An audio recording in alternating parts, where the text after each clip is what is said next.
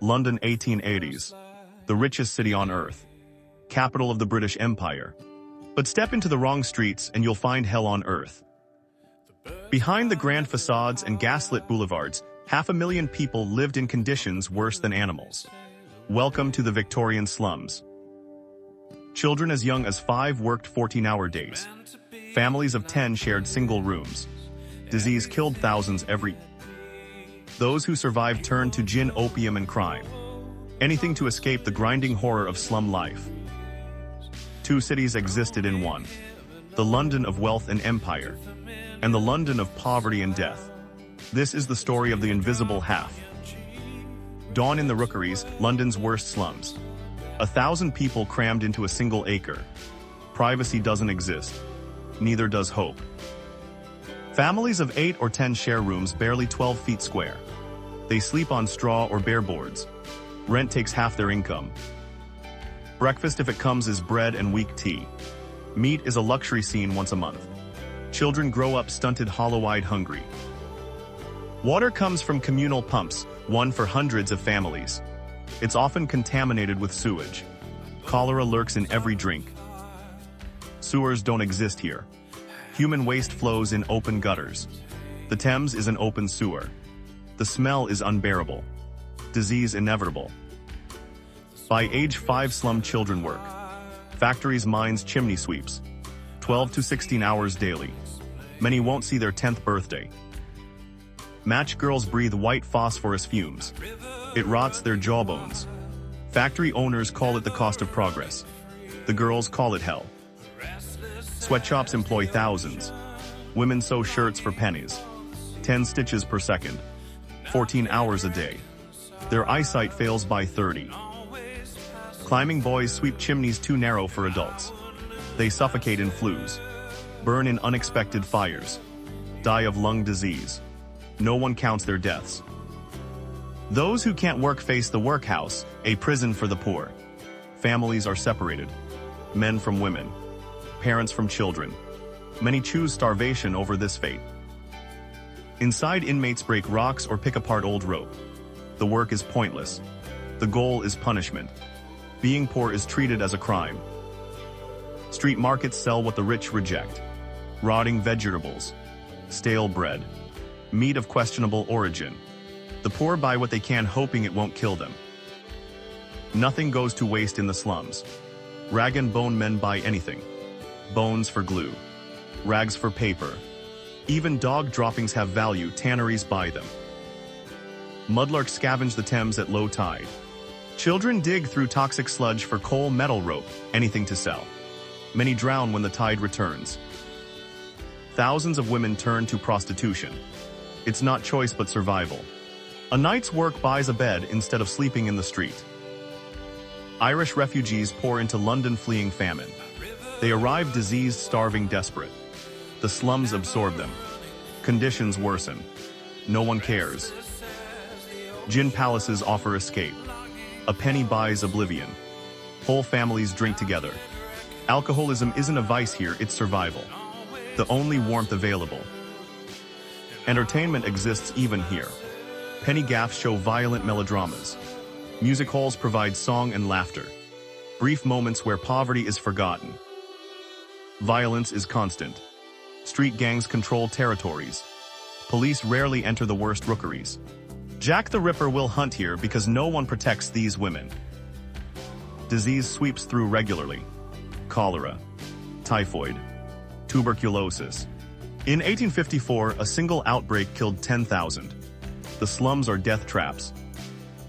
Police patrol in pairs if they enter at all. The law exists to protect property and the wealthy. The poor police themselves with violence. Can't afford a room. A doss house rents rope space. 4 pennies to drape yourself over a rope for the night. In the morning they cut it.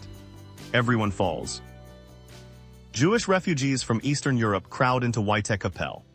They work as tailors, cobblers, traders. Immigrants doing any work the English won't. Limehouse is London's Chinatown. Opium dens offer sweet oblivion. The respectable condemn them. But laudanum, liquid opium, is sold legally to their own children. Philanthropists visit distributing charity. Some genuinely care. Others want to feel virtuous. None question the system that creates this misery. The Salvation Army feeds thousands. A bowl of soup, a piece of bread, a hymn and prayer. For many, it's the only kindness they'll know. Children steal to survive. Pickpocket gangs train them young. It's not Oliver Twist romanticism, it's eat or starve. Most choose stealing. Pawnbrokers lend pennies on anything. Monday workers pawn their Sunday clothes. Saturday they redeem them for church. The cycle never ends. Funerals are common. Half of all children die before age 5. Families bury babies in shared graves. Grief is a luxury the poor can't afford. A few doctors work in slums for free. They fight impossible battles against malnutrition, disease, and despair. They save some. Most they cannot. Board schools teach the poor to read. Classes of 100 children. One teacher. The lucky ones learn enough to escape the slums. Most never will. Flower girls sell violets and roses to the wealthy. They earn pennies. Some supplement income with prostitution. Survival requires multiple jobs. Families work at home making matchboxes or artificial flowers for piece rates. They're paid by the piece. A full day's work earns enough for one meal. Washerwomen scrub clothes until their hands bleed. They stand in cold water for hours. Their backs break. Their health fails. They work until they drop. Costermongers sell from barrows fruit, vegetables, fish. They are independent traders, proud despite poverty. The aristocracy of the slums. Rats outnumber people in the slums. They spread disease. Bite sleeping babies. No one can afford to fight them. They are another fact of life. Tuberculosis, the white plague, kills thousands yearly. There's no cure. Charity hospitals offer beds to die in. That's all they can provide. Sometimes authorities demolish slums, calling it progress.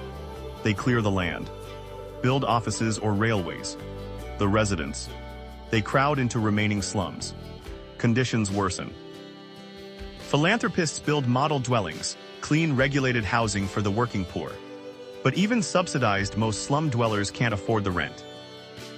Music halls offer magic. For a few pennies, the poor forget their troubles. They sing, laugh, drink.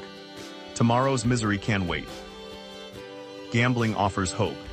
A lucky bet could change everything. It never does. But hope, even false hope, keeps people alive. The pearly kings and queens represent slum pride. Suits covered in thousands of buttons. Ridiculous and magnificent. Proof that poverty can't kill the human spirit. Mission halls preach salvation. Heaven awaits the righteous poor, they say. It's easier to promise paradise later than improve conditions now. At the docks, men fight for day labor. A foreman picks the strongest. The rest go home empty-handed. 1 day with work, 3 without. Journalists begin documenting the slums. Photographers capture the horror. The middle class is shocked. Slowly, very slowly, reform begins. Evening brings no relief. Factories close. Workers trudge home. Another day survived. Tomorrow the same struggle begins again. Families gather in crowded rooms. They share what little food exists. They find comfort in each other. Love exists even here. Lamplighters bring gaslight to main streets.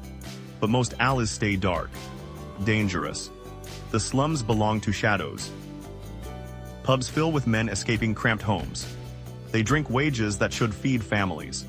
Alcoholism is symptom, not cause. The disease is poverty. Poverty breeds violence. Husbands beat wives. Parents beat children.